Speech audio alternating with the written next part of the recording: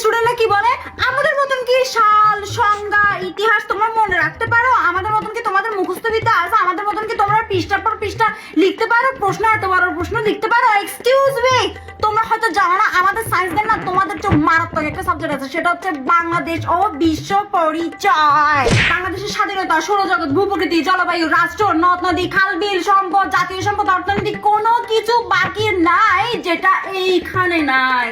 সবগুলো সংজ্ঞা, আয়তন, দূরত্ব, হ্যান ত্যান সবকিছু আমরা মুখস্থ করি। আমাদের না কোনো কিছু এমন নাই যে আমরা যেটা পারি না। তোমরা বলো না সায়েন্সের স্টুডেন্টদের এমন কি আছে ওরা যেখানে খুশি সেখানে জব করতে পারে, এটা করতে পারে, ওটা করতে পারে? কারণ আমরা না শুধু তোমাদের মধ্যে এক তফা পড়া পড়ি না, আমরা সব ধরনের পড়া পড়ি, বুঝছো?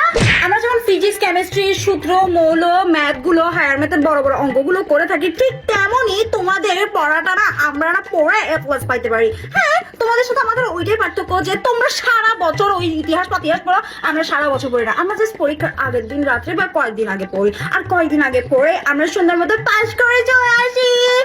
হ্যাঁ, পরীক্ষার আগের দিন খুব টেনশন হয় কিভাবে ইতিহাসটা পড়বো, কিভাবে এতগুলো সিলেবাস কমপ্লিট করবো, কিভাবে এটা করবো, কিভাবে ওটা করবো। এখন কিছু মনে রাখতে পারতেছি না, এই সালগুলো আমার মাথার উপর উঠে যাচ্ছে। যতই হোক না কেন তবুও আমরা পাস করি আর প্লাস পাই।